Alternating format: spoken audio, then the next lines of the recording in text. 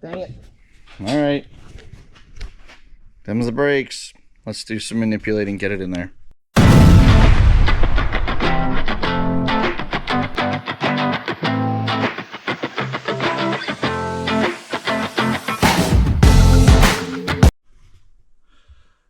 This, my friends, is the radio we just put in the last video.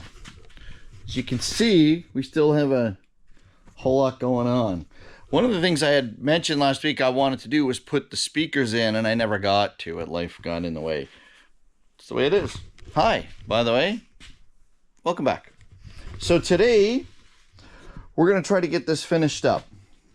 We've got... Oh, there they are. We've got a nice set of speakers. Let's open those up and peek at them. They fit in the dash. And we got some wiring to do. So we can try to put that interior back in that girl. Okay. This is our new speakers. Infinity. Dun, da, da. Infinity Reference Series. I was saying earlier, I used to be in the audio world back in the day. So I kind of like to prefer to buy better quality ones. So that's what I did. Mind you, nowadays, they're like gone down crazy amounts in price. They're way more affordable. Let's peek at these bad boys. Ooh, look how pretty that is. The copper reference series. 45 watts. RMS. Perfect. Okay. Well, now we know how pretty they are. Let's take the dash off. Let's take the covers off and get that switched out. All right. We've got a pile of junk kicking around in here. Let's see what we can do. Stick that there. Stick this down here. Don't want to lose that. That's for our door. I don't even know if I can prop the other up there. Hang on. Let's see. Oh, look at that. Crystal clear. No. You see inside? Okay, we're going to pop these screws off, take this grill. That should expose our speaker. Alright, my fun, fancy dancy wonder tool here. If you hear some background noise, Jesse's messing with his new investment. He bought himself a new toy. So you're going to hear noise.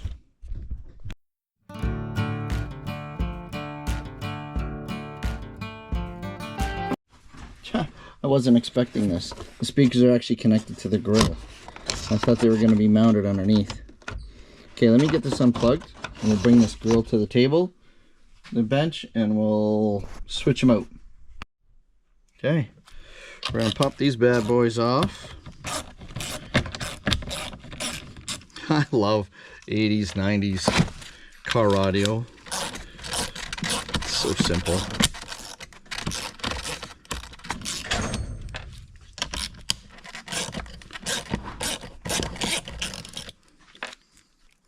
Delco.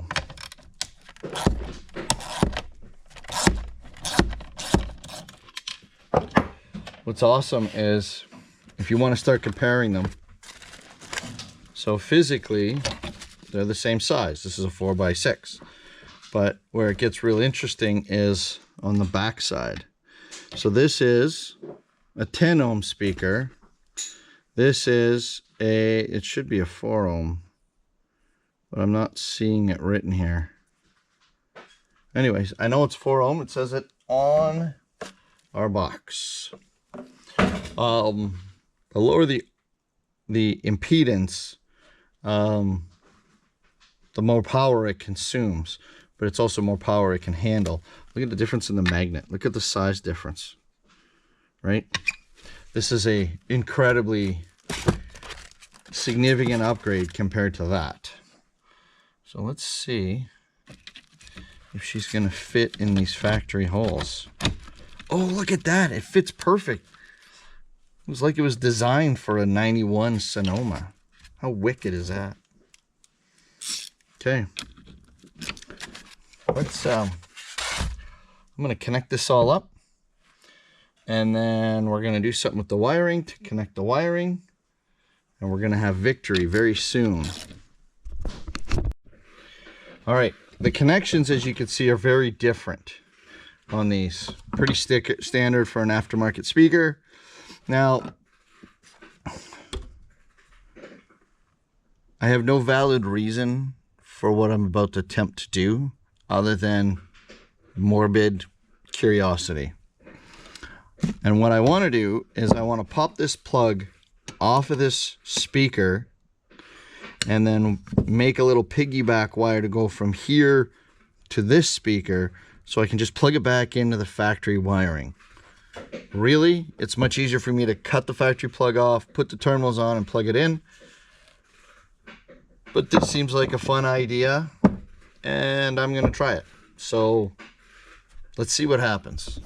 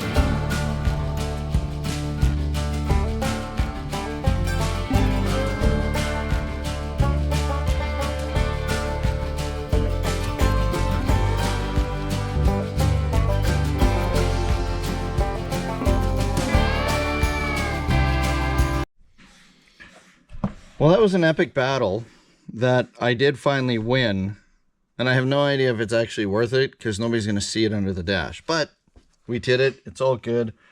The only thing I want to do now is I want to confirm positive and negative on this terminal to make sure I connect it correctly on there. So let's do that. We'll put some terminals on it, then we'll be able to plug the speaker in and close that one up. All right, all that work to accomplish this, hoping I've got the terminals right, and it makes zero difference on performance. I just thought it would be fun to try to make it work. So we're gonna go plug this in. No. There we go.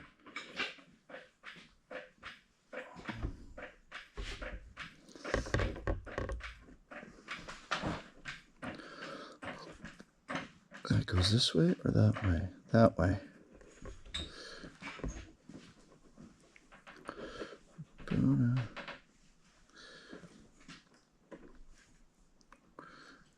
you see that? Come on, get it in the hole.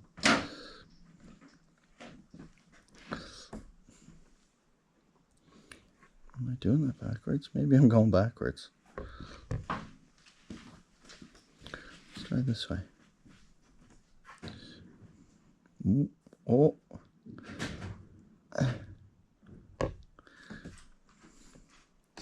Oh.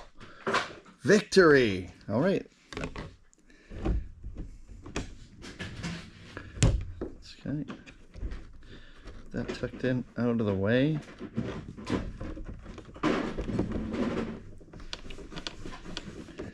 That's fantastic. The speaker's hitting something though. What am I hitting down here? Oh, this here. Well, it's gonna have to be what it's gonna have to be.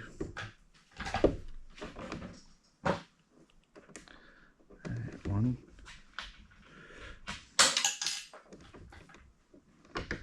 And two.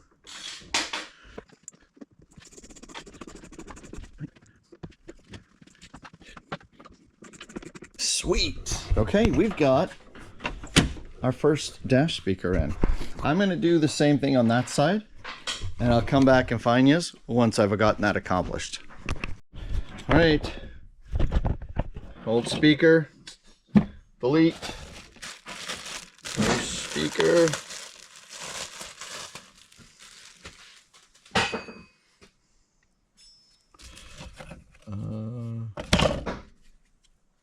Hang on one second. Okay, speaker number 2, adapter made. Let's go throw this bad boy in. Oh, I can't wait to get the doors back on this thing. It's gonna be awesome. Okay, through the looking glass.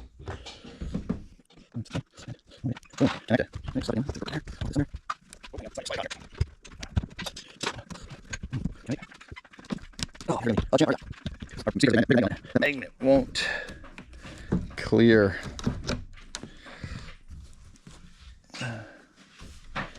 What do we got? What are we hitting? Right there. You see that? Right here, this corner? That's what we're hitting.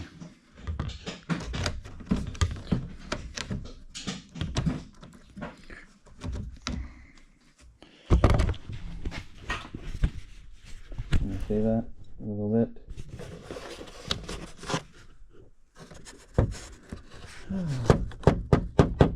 Dang it. All right. Them's the brakes.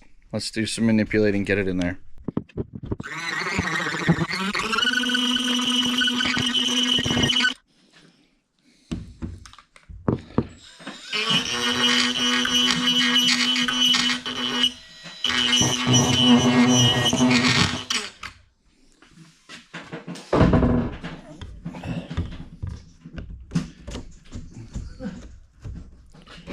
Oh, like a glove. Sweet. Perfect. Who knew? A couple quick speakers would take as much time as it did, but it did. Okay. I'm gonna snug these up, and they're gonna switch over to some electrical wiring for our amplifier. We got to send power from the battery all the way to the inside of the cab. So let me finish this up and we'll get on it. All right, here's our kit. So we've got our main power wire, which will run from the battery to the back. We've got a ground cable. It actually came with a little bit of speaker wire, which is great. We had taken out already on the last video a blue wire to run the amplifier, turn it on and off, and a set of RCA cables which sends the signal to it. This kit does come with a few fake gold fittings. Oh, look at that heat shrink tube to mark it nice. Very cool. Okay, awesome. So one of these ends, boom, goes to the amplifier, so it'll require a terminal. On the ground, it'll require a terminal. And the other end will get a loop to make a connection, grounding it to the chassis with the black wire, and one to the positive terminal of the battery. In between those, we'll have a fuse. How big a fuse did they give me? 60. Ooh, way bigger than we need. But that's all right. We'll take it. So, all right, guys, I'm going to put this stuff together, get it ready so that we can put it into the car. We're making good progress. I got my terminals here on the ground, and I did put them on both ends. But as you see here, I've only got one terminal left with the red for the positive, and that is because now that I've got the cable ran, I got to decide how much length of cable I want to leave in the truck. But before we do that, I want to show you this. I drilled a nice pretty hole. I even got my wire loom, look at that, to go through the firewall to protect it. Very important, protect your cable. I got running up inside see. Now the battery tray is not in. The battery tray will come back here.